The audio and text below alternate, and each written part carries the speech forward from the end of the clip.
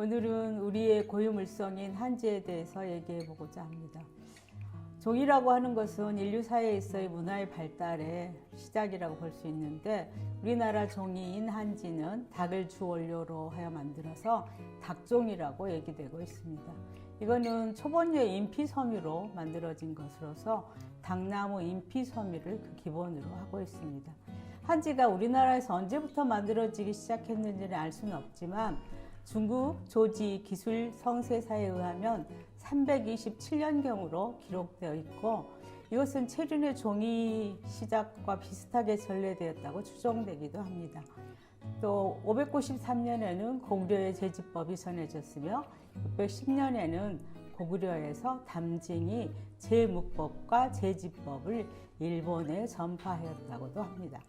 1966년 10월 경주 불국사 석가탑에서 발견된 무구정광태 다라니 경이라고 하는 것은 목조 인쇄물로서 가장 오래된 것인데요.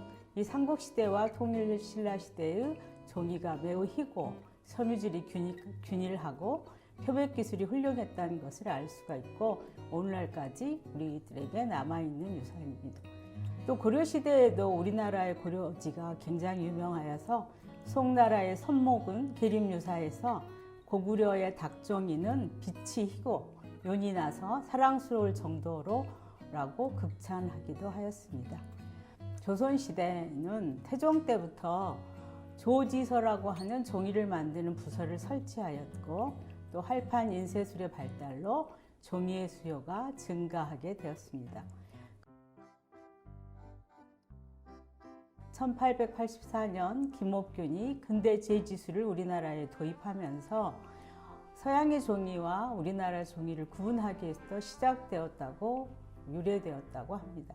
그래서 이러한 근현대를 거쳐서 여러 가지 건축의 양식이나 주거 환경의 변화, 서양 종이의 수입 등으로 전통적인 한지의 명맥이 거의 단절되기까지 이르렀습니다. 그러나 한지는 세계적으로 그 가치를 인정받아서 유네스코 세계 기록유산에 한국은 모두 11건이 등재되어 있는데, 그중 전통항지로 되어 있는 것은 8건으로 훈민정음, 조선왕조실록, 직지심체요절, 승정원일기, 조선왕조의궤, 동의보감, 일성록, 난중일기들이 이에 해당합니다. 그래서 한지는 또 다른 이름으로 백지라고 하기도 하고 백지라고도 하는데, 이 백지라는 뜻은 닭나무를 찌고 삶고 말리는 과정에서 그 종이가 나오는데 100번의 수공이 거친다고 하여서 백지라고도 하고, 닭나무의 흰 속살을 섬유로 만들어서 흰백자를 써서 백지라고도 불리워지고 있습니다. 닭나무의 원재료는 뽕나무과에 속하는 갈잎 떨기나무에 해당되고, 이 닭나무 속은 아시아 여러 나라에 분포되어 있고, 우리나라에서는 닭나무, 삼지닭나무, 두메닭, 산닭, 꾸지나무라는 이름으로 다양한 종류가 번식하고 있습니다. 주로 산기슭 양지 쪽이나 밭둑에서 자생하고, 꽃은 4월이나 5월에 피고 열매는 6월, 9월에 열립니다. 나무 줄기를 끊으면 딱 하고 소리가 나서 닭나무라고도 하고, 한자로는 닭저자를 써서 저나무라고도 합니다. 그래서 높이는 대개 3m 정도에 달하고, 나무 껍질은 회갈색이며 열매는 횟가로 둥글며 10월에 붉은 빛으로 익어서 한방에서 양기 부족, 수종의 치료제로 사용하고 있기도 합니다. 닭나무를 통해서 한지를 만드는 과정을 소개해 보면, 첫 번째로 닭나무를 채취하고 그 닭나무를 찌는데 대개 11월이나 또는 2월 사이에 1년생 햇 닭나무를 베어서 원료로 사용합니다. 그래서 가마에 닭나무 껍질을 잘 떨어지도록 가마에 물을 붓고 찌는 과정을 우리가 닭무지라고 하는데, 이 닭무지를 통해서 닭나무의 껍질을 부드럽게 하는 것이죠. 두 번째 과정으로서는 닭나무 껍질을 잿물에 삶기입니다. 밀대나 콩대 볏짚 같은 태운재를 뜨거운 물로 걸러 잿물을 만들고, 그 잿물에 불린 닭을 넣어서 잘게 잘라서 잿물과 함께 5시간 정도 삶아내서 부드럽게 만드는 과정입니다. 세 번째로는 이렇게 잿물에서 삶아진 닭을 세척하고 표백하는 과정입니다. 그래서 삶은 닭은 흐르는 물에 반나절 정도 두고 섬유질, 당분, 잿물기, 기름기 등을 씻어내고 씻어낸 닭 섬유는 물속에 5일에서 7일 정도 담가 놓아 햇볕에서 자연 표백이 되도록 하는데요. 이것은 물속에서 건져내어 잡티를 제거해야 좋은 질의 종이를 만들어낼 수 있기 때문입니다. 네 번째 과정으로서는 하얗게 표백된 섬유 닭을 잘게 두들겨서 고해한다고 하는데, 이 고해의 과정은 닭풀 풀기, 섬유 풀기라고 하는 용어로 사용되고 있는데, 이런 티를 골라낸 닭 섬유를 돌 위에 올려놓고 방망이로 두들겨서 잘게 섬유질을 분해하는 과정이라고 할 수 있습니다. 다섯 번째로는 이렇게 잘 분해된 섬유질과 물을 가지고 사용하는데, 한지는 특히 물이 좋은 지방에서 많이 생산되고 있습니다. 그래서 무르 성분이 한지를 생성하는데 좋은 원료로서의 역할을 하기도 하는데요. 여기에 닭풀을 섰는데, 이 닭풀은 9가에 해당되는 한해살이 풀인 황촉규를 사용하고 있습니다. 이 황촉규의 뿌리를 이용하는데, 뿌리를 짓이겨서 이 물과 함께 섞어서 풀의 역할을 하는 거죠. 그래서 물에 섬유와 풀을 섞어서 종이를 뜰 수 있는 상태로 섬유가 잘 풀어지도록 하는 과정, 이것을 닭풀 섞기, 헬이라고 하는 과정으로 얘기하고 있습니다. 그 다음에 여섯 번째는 한지를 뜨기가 있는데, 이제는 본격적으로 우리가 필요한 한지를 뜨는데, 한지 뜨기 또는 이거를 물질하기라고도 얘기합니다.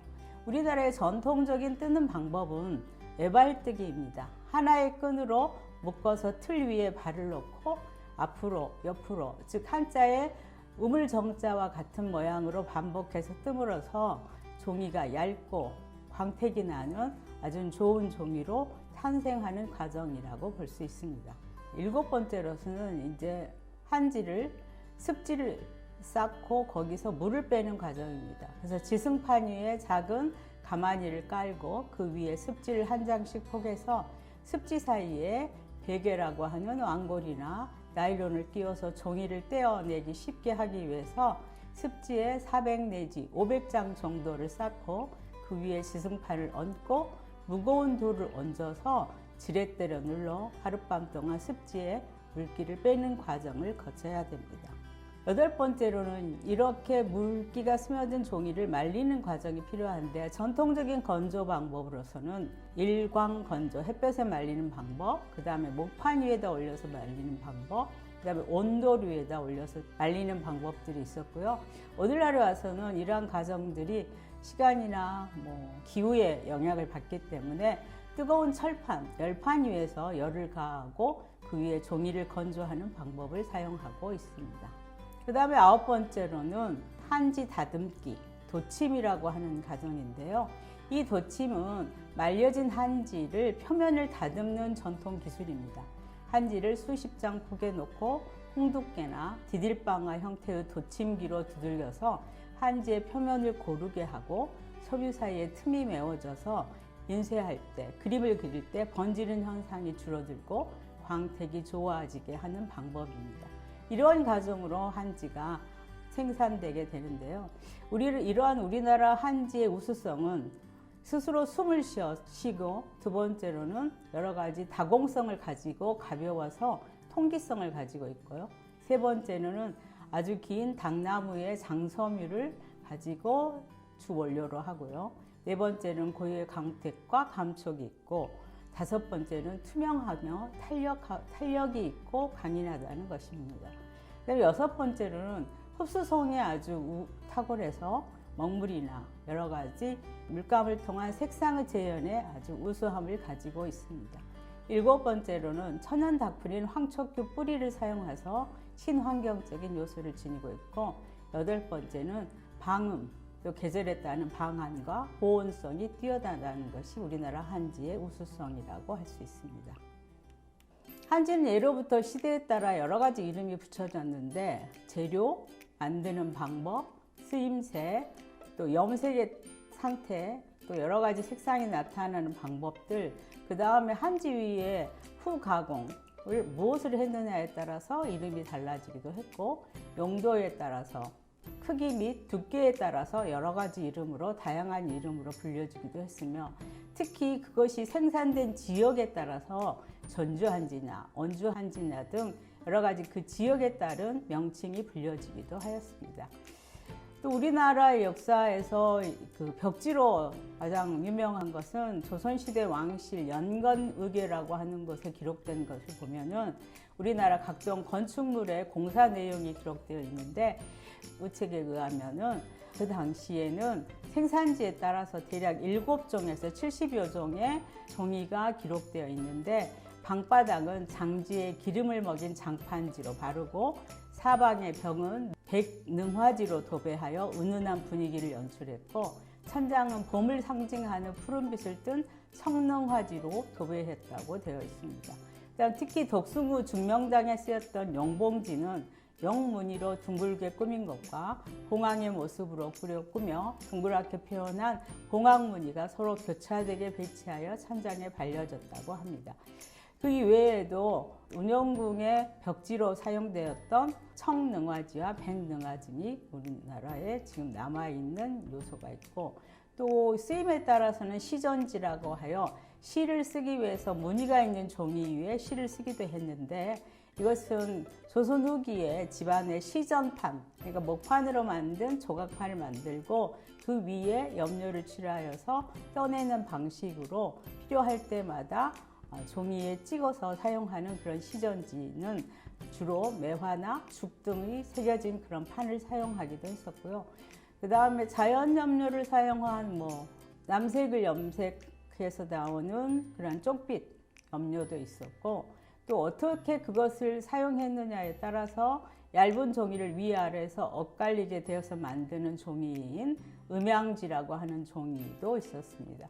이러한 한지는 오늘날 이제 일반적인 분야에서는 전통 한지로서 고문서지, 서화용지, 인쇄지, 아트지, 또 고급 포장지 등으로 사용되고 있고요. 기능성 한지로서는 벽지가 될 수 있는데, 쑥이라든지 녹차, 그 다음에 황토, 숯과 같은 것을 섞어서 기능성 한지를 만들어내기도 하고, 여러 가지 색을 섞어서 색한지로 만들기도 했는데, 이 색한지는 공예용 한지, 또 한지 수의용, 또 지갑이나 벨트를 만드는 섬유용품에 사용되는 한지가 있고, 패션용 한지 등이 사용되고 있고, 또 최고급 벽지로 꼽히는 것은 중치 기법을 이용한 한지가 있고, 그 다음에 상장 한지라 그래서 합지와 도침의 방법으로 제조한 상장, 졸업장, 여러 가지 허가장 또는 판화를 할 때 쓸 수 있는 판화지 등을 만든 일반적인 분야의 한지가 사용되고 있기도 하고요. 또 응용 분야로서는 각종 포장지, 농사용 멀칭지라든지 채소 포장, 과수 포장에 사용되기도 하고, 그 다음에 부가가치 농산물 등에 사용되는 의료 응용 분야에서는 향균지 또는 생리대, 기저귀, 반창고 같은데 한지가 사용되기도 하고, 인체 기계부품 응용 분야에서는 필터지, 콘덴서지, 가스켓 섬유 같은 걸 만들기도 하고, 의류 분야에서는 한지사를 개발해서 한지사로 만든 섬유를 가지고 양말 내이, 여성 정장, 와이셔츠, 골프웨어 같은 그런 의류용품을 만들기도 하고, 장례용품으로서는 한지 수의나 한지 납고라, 한지 분고라는 것들을 만들어내기도 하고, 한지와 다른 섬유를 섞어서 만드는 한지 나노 섬유, 또 한지 일회용 휴대폰, 그 다음에 스피커 기능을 한 한지 스크린, 그 다음에 과일 숙성에 따라 변하는 한지 색을 나타내는 한지 스티커, 이렇게 다양한 분야에서 한지가 사용되고 있기도 합니다. 2005년 우리나라에서는 이러한 한지를 한 브랜드화라고 하는 어떤 커다란 명목 하에서 문화체육관광부에서 6개의 한을 가진 한 명칭을 가진 것을 브랜드화 했는데, 거기에 한글, 한식, 한옥, 한복, 한지, 한국음악이라고 하는 6개의 분야를 개발하고 그것을 통해서 신소재 및 문화상품을 개발하는 프로젝트를 진행하기도 했었고요. 그다음에 2000년대에 설립된 한국공예디자인문화진흥원에서 전통 생활문화를 분야를 확대하기 위해서 한지문화산업센터를 설립해서 지역의 한지 수요 활성화 또 그런 여러 가지를 통한 문화상품의 개발, 국내외 박람회 참가와 같은 그런 것들을 참여함으로써 한지의 발전을 꾀하고 있고, 또 2010년에는 전주에 세워진 한국전통문화전당에 한지산업지원센터를 만들어서 전주를 중심으로 전국의 한지의 개발 상품들을 만들어내는 역할을 하고 있고, 또 여러 가지 박물관, 미술관 같은 걸 통해서 박물관과 미술관을 찾는 사람들이 한지의 우수성을 알 수 있도록 홍보하고 있습니다. 그 다음에 우리나라 한지를 이용한 공모전, 큰 공모전이 전주에서 하고 있는 전국 한지공예대전, 또 원주에서 하고 있는 대한민국 한지대전을 중심으로 전국 안동 한지대전 등이 한지의 활성화, 한지를 통한 여러 가지 작품이나 또는 상품화를 꾀하고 있는 중요한 공모전이라고 볼 수 있습니다. 그래서 마지막으로 우리 고유물성인 한지의 지속 가능성은 한지의 첫 번째로 한지의 기능적인 특성입니다. 한지의 우수한 여러 가지 가벼움, 통품, 즐김 등과 통해서 여러 가지 필터나 차광지, 또 문화상품, 또 섬유미술 소재로서의 어떤 다양한 역할을 엿볼 수가 있고요. 두 번째로는 한지의 정서적 특징인 부드럽고 포근한 감성 등이 스피커라든지 또 한지의 물성을 이용한 어린이용 용품이라든지 만들어낼 수 있고, 그 다음에 세 번째로는 한지의 환경적 특성을 통한 지속 가능성은 기후변화 시대의 환경 친화적인 소재로서 내장재, 벽지, 의료용 제균지들로 활성 가능성을 높이고 있다는 데 있어서 우리나라 한지의 가능성은 크다고 볼 수 있겠습니다.